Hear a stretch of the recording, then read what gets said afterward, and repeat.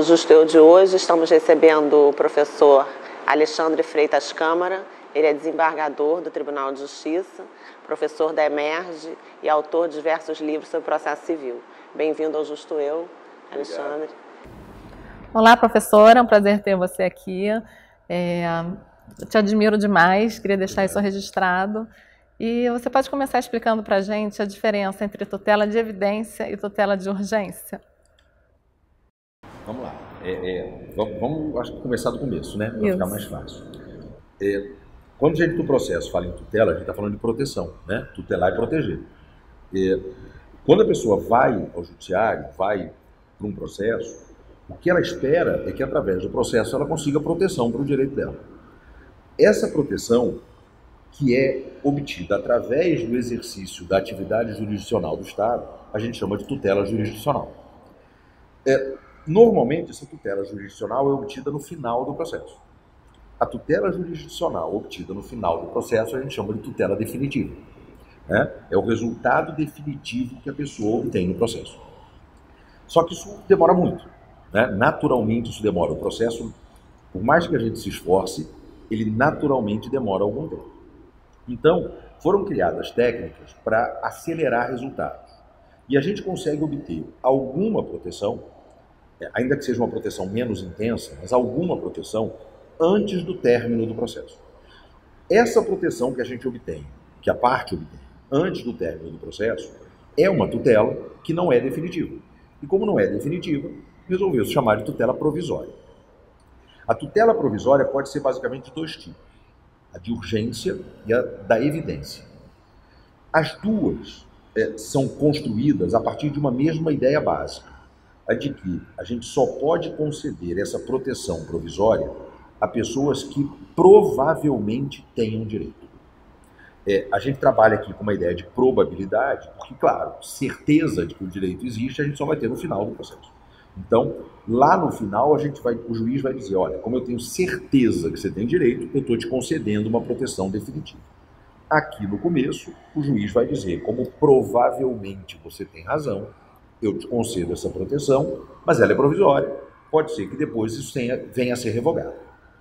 Então, as tutelas provisórias são essas tutelas obtidas antes do final do processo, com base numa probabilidade de que a parte tenha razão. Em alguns casos, essa probabilidade se soma a uma situação de perigo. Há um perigo de dano iminente. Então, ou a gente protege agora, ou não vai adiantar nada querer proteger depois. Pensa, por exemplo, numa pessoa que precisa fazer uma cirurgia e a operadora do plano de saúde não autorizou.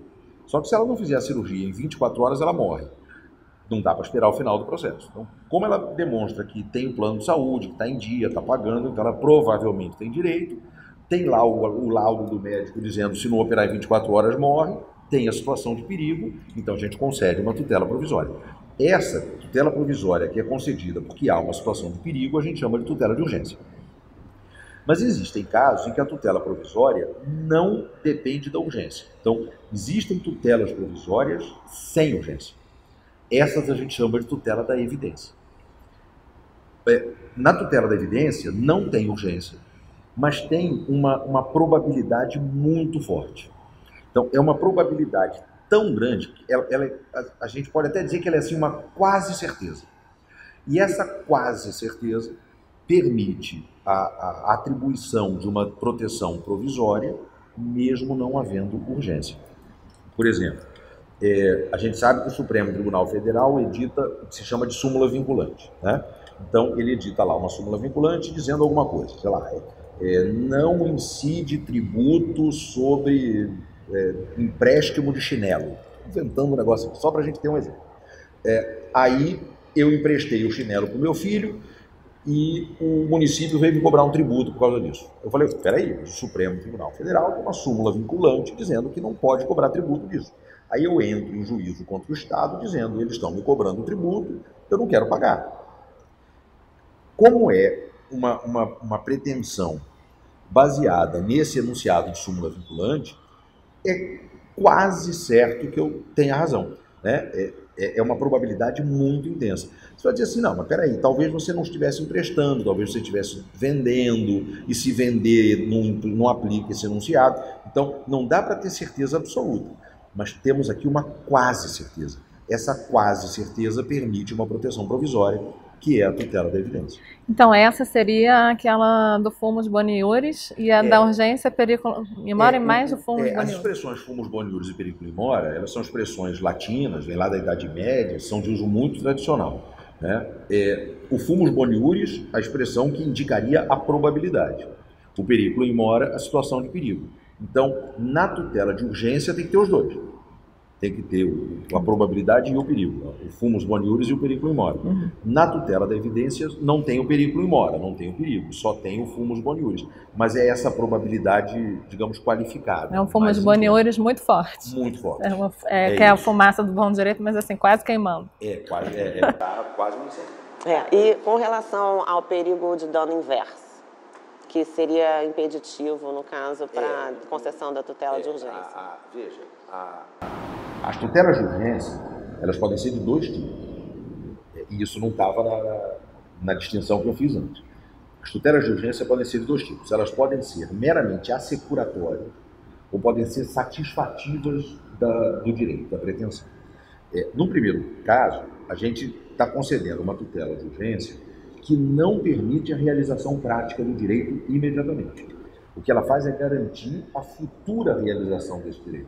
Por exemplo, quando a gente determina a apreensão de um carro do devedor para garantir que no futuro a gente possa leiloar esse carro e garantir o pagamento devido ao credor. Então, essa é uma tutela de urgência meramente assecuratória de um futuro resultado. A gente chama isso, tem um apelido que pegou e está na lei, de tutela cautelar. Na verdade, tutela de urgência assecuratória. Mas existem casos em que a tutela de urgência já permite uma satisfação prática do direito. O caso da cirurgia que eu contei, né? Já faz logo a cirurgia. O juiz não vai dizer, olha, você fica proibido de morrer até o processo acabar. Né? O juiz vai dizer, faz logo a cirurgia.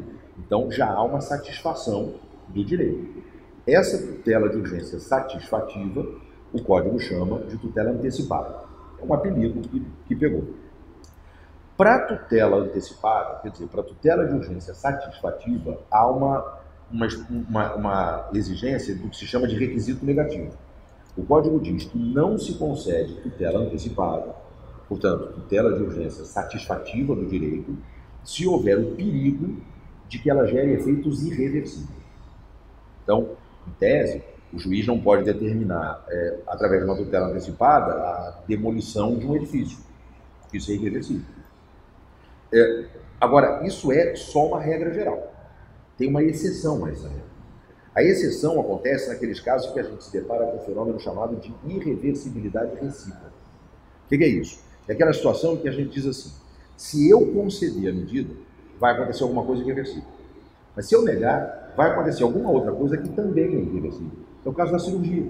Se eu determino a cirurgia, a pessoa é operada, fica curada, isso é irreversível, porque eu não tenho como depois dizer, eu te condeno a ficar outra vez. Desfaça a cirurgia, coloca. Desoperar, né? Mas se eu não autorizo a cirurgia, a pessoa morre, que também é irreversível. Então, quando você tem uma situação de irreversibilidade recíproca, afasta-se a proibição da concessão da tutela de urgência, da tutela antecipada. E aí, se os outros requisitos estiverem presentes, a tutela antecipada pode ser concedida. Então, aquela regra que diz que não se concede tutela antecipada que gere consequências irreversíveis, ela só se aplica fora desses casos de irreversibilidade recíproca. Aí, no caso, seria de se fazer uma ponderação dos interesses e ver... Aí a gente vai ter que discutir como se faz isso, né? Agora, quando você falou uma tremenda discussão sobre ponderação, se ponderação é uma técnica que pode ser usada, se não pode, quando é que pode, enfim. Mas o que a gente vai poder dizer é, isso com certeza, sem discussão, se tem irreversibilidade recíproca, não é mais proibido. Não quer dizer que seja obrigatório conceder, mas proibido não é. Então, quando você falou da tutela antecipada, você mencionou que o nome acabou pegando, porque na época que ficou mais fresca na minha cabeça era do artigo 273 do Código Antigo. Como é que é hoje isso? Não chama mais de tutela antecipada? Não, chama. A lei chama por esse nome, porque esse nome pegou, né? Na verdade, se a gente for pensar em termos muito técnicos, a gente tinha que falar em tutela de urgência assecuratória, tutela de urgência satisfativa, tutela da evidência assecuratória, tutela da evidência satisfativa.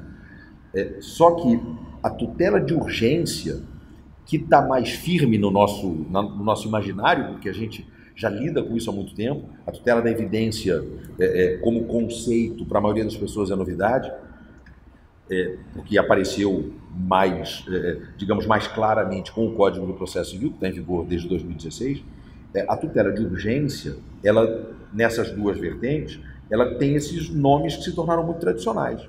Tutela cautelar, tutela antecipada. Então, esses nomes são usados, eles aparecem na lei, a gente pode continuar usando, não tem problema nenhum. Mas eles, eu costumo dizer isso, eles são apelidos que se institucionalizaram, né? Como aquelas pessoas que incorporaram o apelido ao nome, sabe, a Xuxa. Então, mas aí também não se fala mais de liminar, por exemplo. Vamos buscar uma liminar. Isso daí está errado. Pode falar, não tem problema. Mas o certo, como é que... Não, é que na verdade são ideias diferentes, né? É que as pessoas às vezes usam os termos sem prestar muita atenção até no que eles querem significar. Quando a gente fala de que algo é liminar, a gente está falando do momento em que aquilo acontece, né? Então, liminar é o que está no começo. Vem lá do latim limias, que quer dizer entrada. Então, liminar é o que está no começo. Se a gente parar para pensar, liminar é um conceito vazio, né?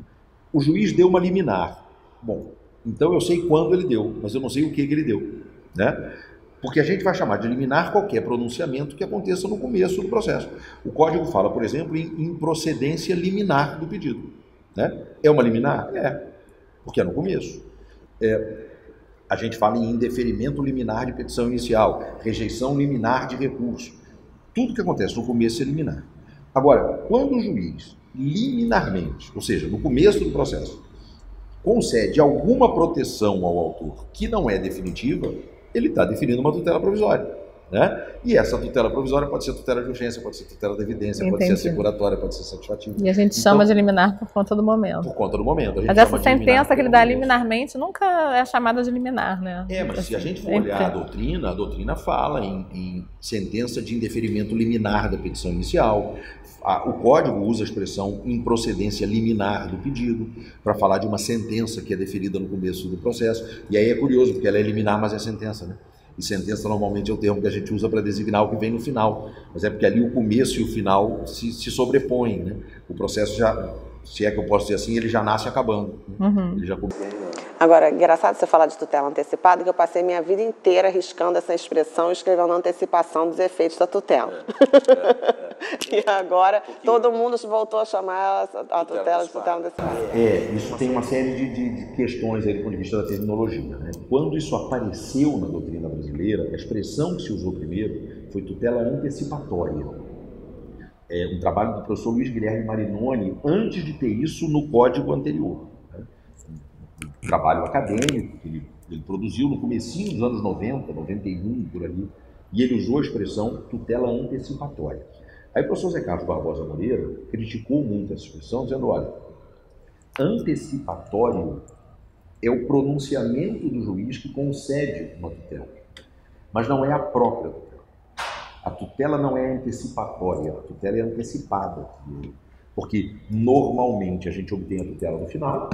Eu estou fazendo com que a tutela venha antes da hora, e quando eu faço com que algo aconteça antes da hora, ela é antecipada, não é antecipatória, né? A gente nunca diz a audiência foi antecipatória, diz a audiência foi antecipada, né? Porque ela veio para um momento anterior ao que normalmente aconteceria.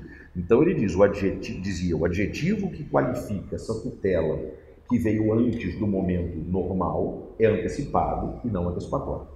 Então a doutrina começou a falar em tutela antecipada. O código anterior tinha uma redação, no artigo 273, que a Tula lembrou, que dizia assim, o juiz poderá, a requerimento da parte, antecipar, total ou parcialmente, os efeitos da tutela pretendida no pedido inicial. Essa era a redação da lei.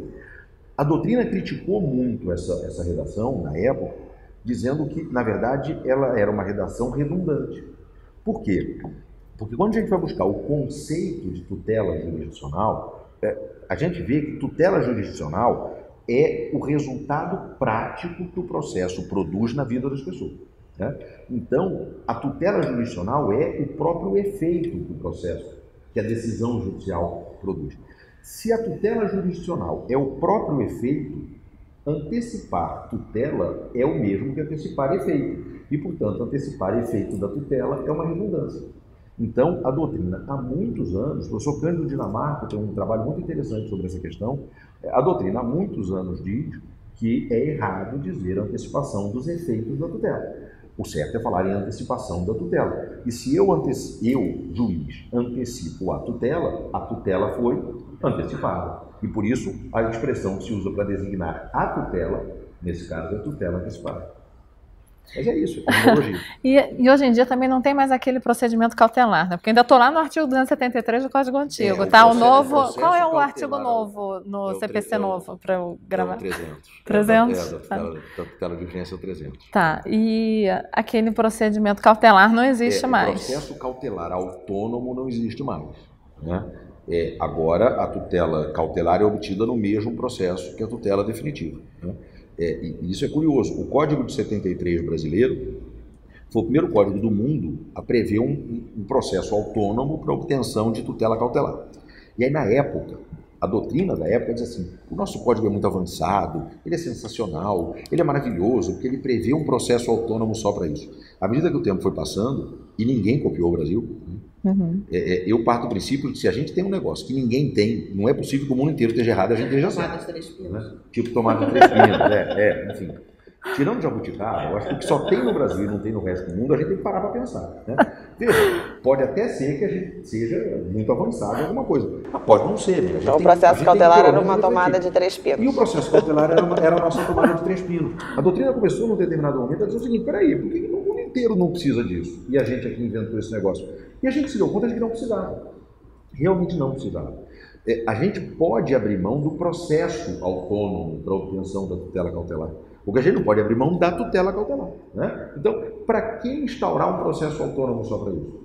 Vamos fazer um requerimento simples num processo que está em curso, dizendo: seu juiz, olha só, os requisitos são presentes, eu preciso da concessão dessa medida. O juiz verifica e concede. Ficou o problema da tutela de urgência antecedente. Né? Porque às vezes você ainda não formulou o pedido de tutela principal e você já precisa de uma tutela de urgência. Mas aí o Código prevê mecanismos para isso, tanto para a tutela cautelar antecedente, como para a tutela antecipada antecedente. Mas sem necessidade, de qualquer maneira, de você ter dois processos. E quais são os mecanismos? Na inicial, né? No caso da tutela cautelar antecedente, o mecanismo a rigor, do ponto de vista prático, é muito parecido com o que a gente tinha antes.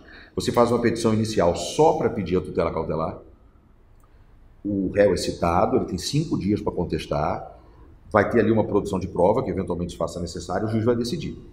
Deferida a medida, a parte vai ter 30 dias para requerer, para formular o pedido de tutela definitiva.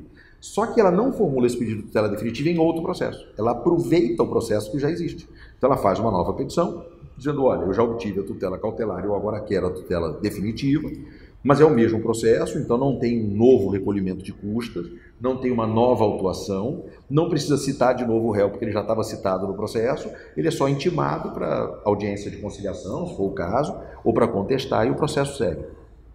Então a gente fundiu 2 processos num só. No caso da tutela antecipada, antecedente, aí tem um mecanismo muito interessante. Permite-se que em situações de extrema urgência, mas isso não é para qualquer hipótese, o Código diz que são casos em que a urgência é contemporânea da propositura da ação. É aquela situação em que ocorre uma situação de urgência tão premente que não dá tempo nem de fazer uma petição inicial decente. Você tem que sair correndo para o judiciário. O Código permite que se faça uma petição inicial incompleta, simplesmente para pedir a tutela antecipada. Isso é submetido ao juiz, o juiz vai decidir se defere ou indefere. Se ele negar a tutela antecipada, o autor tem 5 dias para emendar a petição inicial, para completá-la. Se ele não fizer isso, o processo acaba. E muitas vezes ele nem tem mais interesse no processo mesmo. Se de outro lado o juiz conceder a tutela antecipada, ele tem 15 dias, aí 15, não 5, 15 dias para aditar a petição inicial. E se ele não aditar, o processo acaba. E aquela tutela antecipada pode até ser revogada. Mas o interessante aí foi permitir uma petição inicial incompleta. Eu brinco com os meus alunos dizendo que é petição inicial meia boca. Na petição inicial que você faz assim, meio Dá um rapidinho. exemplo prático de uma situação dessa? Nossa, vou dar um exemplo, acho que prático, pode ser bem interessante. Você imagina uma pessoa, adaptado no caso concreto, tá? Uma pessoa da minha família, algum tempo atrás, passou mal, foi levada para o hospital às 3 horas da manhã, chegou na emergência, o médico disse, olha, tem que internar, mas não tem vaga. Ligaram para o plano de saúde, o plano de saúde falou, não, nesse hospital não tem vaga, tem que transferir para um outro. O diretor do hospital dizia assim, vaga tem. Eles é que querem te levar para um outro hospital. Só que essa pessoa da minha família não aguentaria o transporte. Estava muito mal, não podia ser colocado numa ambulância. E o pessoal do plano de saúde dizia, não, tem que levar para outro hospital. Nesse hospital a gente não vai pagar, embora tivesse convênio. Muito bem, o que faz? Me ligaram 3 horas da manhã, liguei para o advogado. O advogado, 3 horas da manhã, teve que sair correndo para fazer uma petição inicial. A gente não vai imaginar que numa situação dessa ele vai fazer uma petição inicial daquelas bonitinhas de aula de prática forense, né? Então, qual é a ideia? Faz uma petição inicial às pressas, correndo, dizendo, olha, a situação de urgência é esta, eu preciso de uma medida de urgência para que ele fique internado no hospital que ele já está, não seja transferido. O juiz concede. E aí, com calma, problema resolvido, 15 dias para aditar a petição inicial. E aí conta a história toda, bonitinha, com os pedidos todos. Isso que eu ia falar, deve ser mais comum nos plantões. É claro que isso não é só para o plantão, né? Mas isso é muito útil no plantão noturno, no plantão de final de semana, claro. Mas a gente pode pensar em situações que não são de plantão, né? Porque, enfim, ele passou mal às 3 da manhã, mas podia ter sido às 10 da manhã, né? E aí vai vir aqui correndo, mas não vai esperar o plantão às 18. Vai despachar com o juiz, né? Uma petição inicial feita às pressas. O interessante é que o Código criou um mecanismo para a gente separar a petição inicial, que é feita às pressas em razão da urgência, e distinguir da petição inicial que é mal feita. Qual é o mecanismo? É que quando a petição inicial é feita às pressas, o advogado tem que escrever isso na petição inicial. Ele tem que dizer, estou formulando uma petição incompleta. Não com essas palavras, claro, não são palavras rituais, mas ele tem que transmitir essa ideia. Estou fazendo uma petição inicial incompleta, porque é para pedir a tutela de urgência, e depois eu vou aditar. Então, isso permite que a gente saiba, esse é um advogado que conhece, que domina a técnica e fez correndo porque a situação exigia. E aquele outro ali é um advogado que não sabe fazer petição inicial, fez uma petição inicial mal feita. Então, a gente só pode conceder a tutela antecipada, antecedente, com essa petição inicial que é incompleta, mas é bem feita, né? Não é a petição inicial que é incompleta porque é mal feita. Aí a gente vai mandar emendar. É a estabilização da tutela. Estabilização da tutela antecipada é um negócio curioso. Não é uma invenção brasileira, isso já existia em alguns ordenamentos, já existia na França, já existia na Argentina. Eu brinco chamando que a nossa é a estabilização Enterprise, que tinha aquele seriado Jornada nas Estrelas, que começava dizendo que a Enterprise, que era a nave, ia audaciosamente indo onde nenhum homem jamais esteve, né? A gente fez uma estabilização da tutela antecipada que audaciosamente vai onde nenhum ordenamento jurídico jamais esteve. A nossa é a mais ampla e por isso mais interessante que a gente tem no mundo hoje. Mas é uma construção a partir de experiências. Mas essa não é a tomada de 3 pinos. Essa não é a tomada de 3 pinos. É uma jabuticaba. Não, isso já existia, isso era objeto de estudo, de pesquisa em muitos lugares. O que acontece é o seguinte, quando a gente obtém o resultado lá no final do processo, a tal da tutela definitiva, ela adquire uma estabilidade que faz com que aquele resultado não possa mais ser discutido, que a gente chama de coisa julgada, né? E aí aquela história toda, que a sentença transita em julgado e tal, blá blá blá. Eu costumo dizer, quando eu vou tratar desse assunto, que quem gosta de coisa julgada é jurista, né? Porque a gente discute coisa julgada, tem livros escritos sobre isso. Mas agora acabou, né? Agora eu fiquei sabendo também que acabou. Eu ainda estou lá no 273. Não acabou. Às vezes eu escuto, não tem mais coisa julgada. Tem coisa julgada. Tem coisa julgada como sempre teve. Mas a coisa julgada é obtida no final do processo, né? Então, você tem toda uma instrução probatória, a formação de juízos de certeza, recursos e mais recursos, até que o processo acabe e pronto, isso aqui agora fez coisa julgada. Mas quem gosta disso é jurista. Estava dizendo, eu já li livro de 800 páginas sobre coisa julgada. Para a parte, para o jurisdicionado, isso não significa nada. O que a pessoa quer? Ela quer resolver o problema dela. Se o problema dela está resolvido, tá bom, né? E às vezes você não precisa da coisa julgada para resolver o problema prático. Eu vou voltar àquele caso que eu contei da pessoa da minha família que passou mal de madrugada. Muito bem, essa pessoa passou mal e tal, a gente conseguiu a tutela antecipada, ele ficou lá hospitalizado, tal, mas algum tempo depois veio a falecer. Passados alguns anos, alguns assim, 5, 6 anos, o advogado me ligou e eu liguei então para a esposa, para a viúva dessa pessoa que faleceu, para dizer, olha, lembra aquele processo que a gente teve que iniciar naquela... Lembra? Pois é, eu tenho uma notícia para te dar. Tem um dinheiro aí agora para você receber. A pessoa falou, que dinheiro? Não, porque o judiciário reconheceu que houve um dano moral e a empresa lá do plano de saúde teve que pagar, já pagou, o dinheiro está depositado, eu quero o número da sua conta para a gente poder fazer a transferência, para o advogado fazer a transferência. Ela falou, mas não estou entendendo que dinheiro é esse. Eu falei, é porque se considerou que você sofreu um dano moral. Ela falou, mas o processo não era só para ele ficar internado no hospital? Eu falei, era. Ele não ficou internado no hospital? Eu falei, ficou. Então, não estou entendendo que processo é esse. Na cabeça dela, isso não fazia nenhum sentido. Para ela, o processo era só para internar no hospital. Agora, vamos jogar isso para uma nova realidade. Eu entro dizendo, isso que eu quero que eles fiquem internados nesse hospital. O juiz diz, conceda a tutela antecipada. Aí depois não adita, não faz nada e deixa do jeito que tá. Eu não adito e o réu não recorre. Eu não adito. Porque, na verdade, eu estou dizendo para o judiciário o seguinte, eu estou satisfeito com isso aí. Isso resolve o meu problema.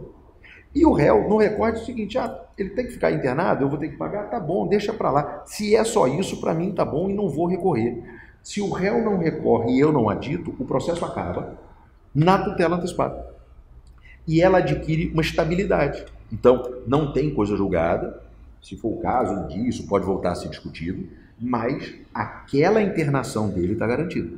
Né? Então, se a gente pensar que tem processos que ficam aí anos, porque a rigor ninguém está interessado nele, porque o problema prático já estava resolvido, a gente viu que a estabilização da tutela antecipada pode ser muito útil. Mas aí o que você faz com os honorários nesse caso? Nesse caso, a lei não diz qual é a solução para os honorários. Há um entendimento doutrinário e tem um enunciado da Infam sobre isso, dizendo que você aplica a mesma regra da ação monitória. Aquele caso da ação monitória em que o réu, no prazo de 15 dias, cumpre a obrigação. Os honorários são de 5% do valor da causa. Né? Porque tem-se considerado que, nesse caso, que há uma técnica de monitorização do processo e, por isso, a gente aplica a regra da tutela monitória. Agora, você sabe que o processo cautelar ainda existe aqui, no juizado da violência doméstica. Porque quando teve essa mudança, eu me deparei com aquelas medidas cautelares protetivas que formam um processo autônomo, cautelar, e depois só com a denúncia que vão vir os autos principais. E quando eu dava a sentença ali, eu ficava pensando o que é mais técnico. Eu continuei aplicando o CPC antigo ali, porque eu não sabia o que fazer tecnicamente. Para a Lei Maria da Penha, a gente tem ali alguns problemas. Né? Primeiro porque a Lei Maria da Penha foi feita antes do Código, então alguma adaptação talvez fosse necessária. Segundo, eu tenho uma visão muito particular da Lei Maria da Penha e do sistema que ela propõe criar. Eu fui da comissão de juristas que assessorou a Câmara dos Deputados na elaboração do texto. Então, eu ajudei a construir aquele texto ali. E é engraçado, a Lei Maria da Penha, para mim, é a prova mais absoluta de que a vontade do legislador não significa nada. Porque quando a gente fez a lei, eu e outras pessoas, uma grande comissão, quando a gente fez o texto da lei, a gente queria uma coisa. E o resultado é completamente diferente. Uma coisa que era muito clara para mim, para os outros que participaram comigo, quando a gente estava fazendo o texto da Lei Maria da Penha, é que a Lei Maria da Penha ia ser uma lei civil que ia tratar de algumas questõezinhas penais.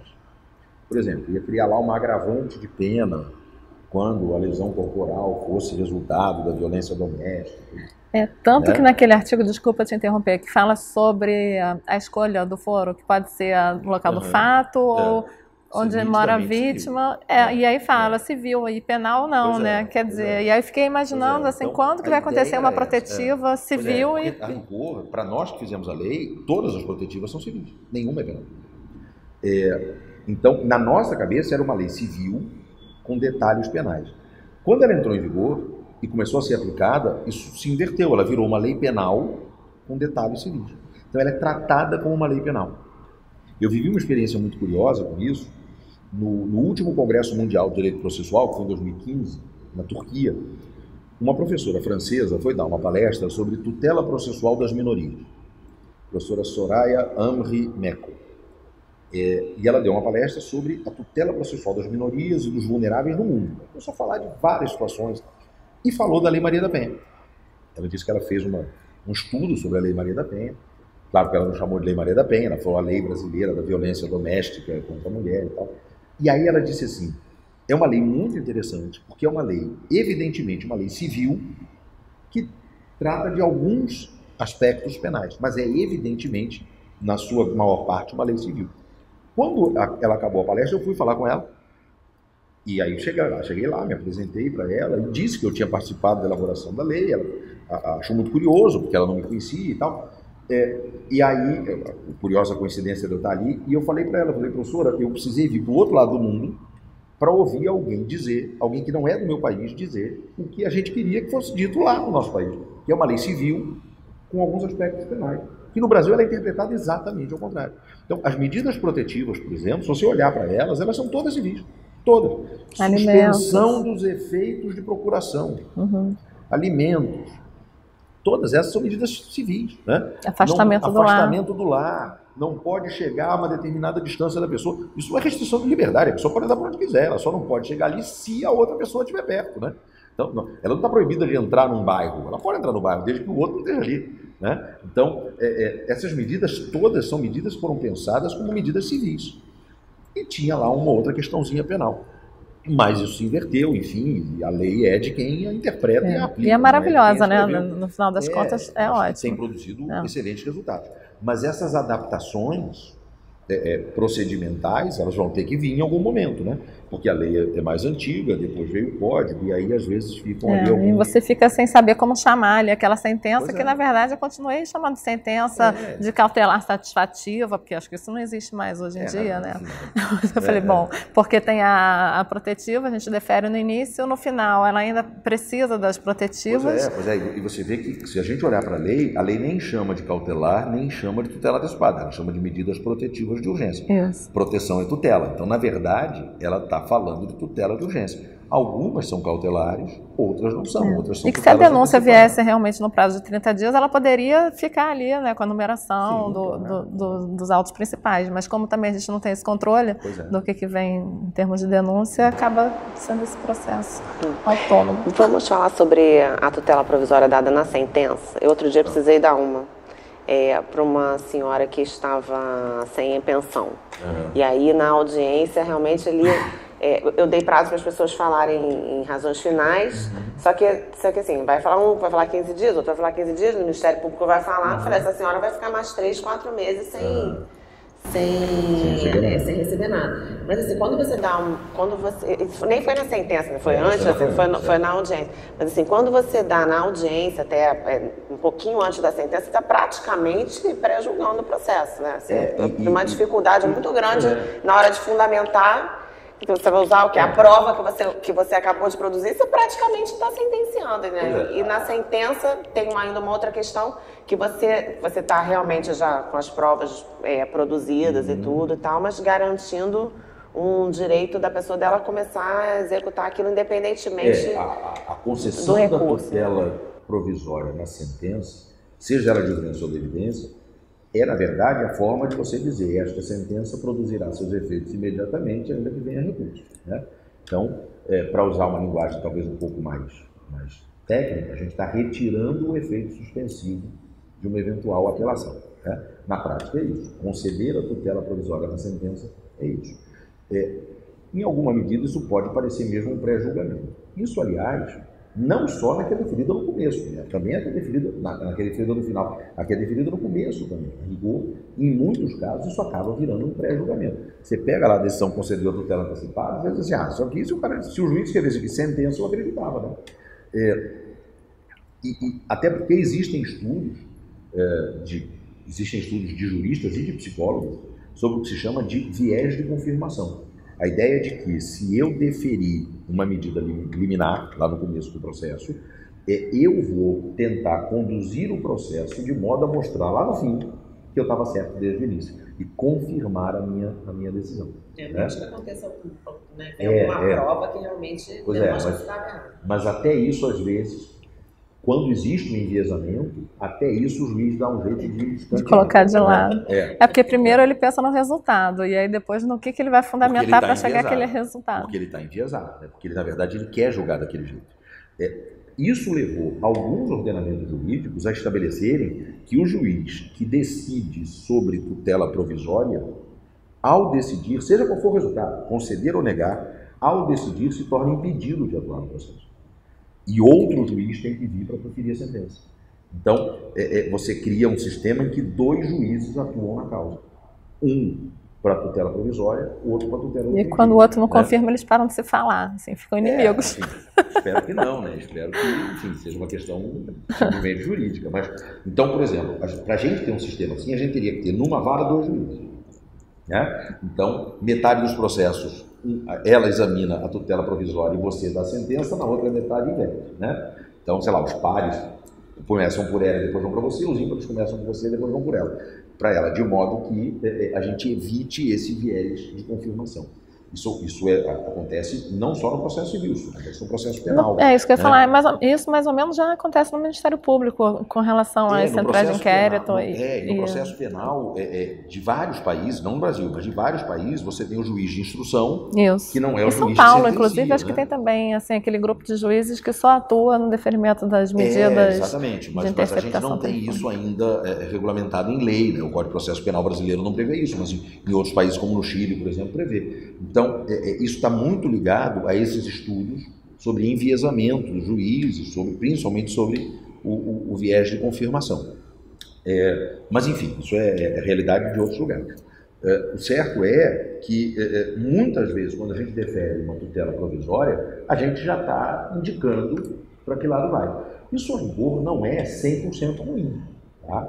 Porque se eu ainda não proferi a sentença, mas eu já indiquei para a parte o que eu provavelmente vou fazer na sentença, eu dou à parte prejudicada pela minha decisão a chance de se manifestar de modo muito mais objetivo. Sim, ela vai ter muito maior cuidado, né, na hora de produzir sua prova. Falando não faz sentido por tais razões.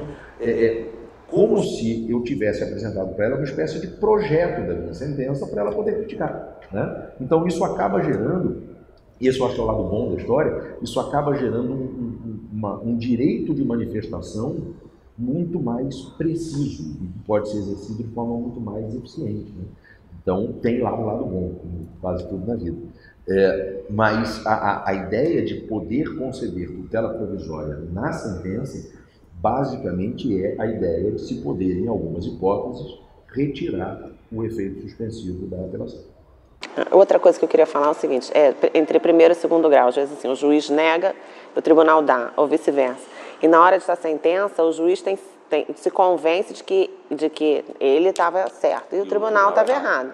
E aí, na hora, ele vai, por exemplo, se ele negou e o tribunal deu, ele vai negar e vai cair eliminado do tribunal. E vice-versa, né? Isso aí. Não tem problema nenhum.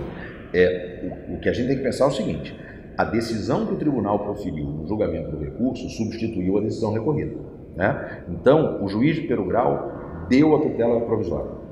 Houve recurso, o tribunal negou. Quando o tribunal negou, essa decisão do tribunal ela vem ocupar a decisão do juiz. É como se o próprio juiz tivesse negado.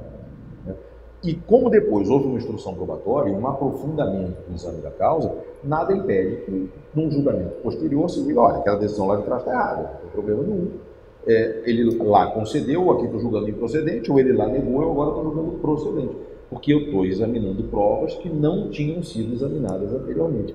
Dessa nova decisão, que é baseada no exame mais profundo, vai haver um novo recurso, que vai gerar um novo julgamento que vai substituir essa nova decisão. Então não tem nenhum problema. O importante aí é o aprofundamento do exame, né? O que a gente chama de aprofundamento da cognição. E não quem mas é que aí, por exemplo, quando eu vou dar uma sentença, eu tomo cuidado de ler os fundamentos, sim, claro, né, do tribunal e me manifestar também sobre aquilo, né? Porque realmente não é que eu estou descumprindo, é que eu não concordei. É isso. E você não concordou porque você examinou outros elementos. Né? Eu fui relator num caso muito curioso. O juiz tinha concedido a tutela, tinha negado a tutela de urgência.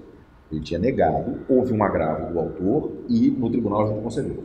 Olha, com base nos elementos que estão aqui é para conceder. Muito bem, concedeu, aí o réu foi citado. Na contestação, ele trouxe muitas provas favoráveis a ele, claro. Vem o juiz e diz, olha, com base nessas provas que o réu trouxe, Eu estou mais convencido ainda de que não é para ter a tutela provisória e revogou a tutela provisória que o tribunal tinha definido. O autor recorreu de novo, dizendo isso é absurdo, não podia ter feito isso, ele está revogando a decisão do tribunal. Mas nesse caso acho que foi, não? Não, o tribunal diz o seguinte, olha só, quando nós julgamos com base nas provas que tinham sido produzidas até ali. Quando o réu contestou, ele trouxe mais provas.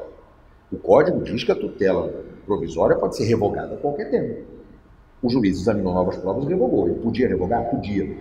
A cognição já é mais profunda do que tinha sido antes. Vamos agora reexaminar para ver se ele acertou ou errou. Que ele pode ter acertado ou errado ao revogar. E o tribunal chegou à conclusão que ele tinha acertado. Realmente era para revogar. Realmente aquela tutela provisória não podia ser mantida. Isso pode se dar, na verdade, ao longo do processo várias vezes. Né? Revogou, aí vem o autor na réplica, traz mais provas e diz, vem uma perícia e diz, não, agora estão presentes de novo os requisitos. Tão cedo. Inclusive no âmbito penal também, né? O juiz prende, o tribunal concede HC, acontece alguma coisa, prende de novo.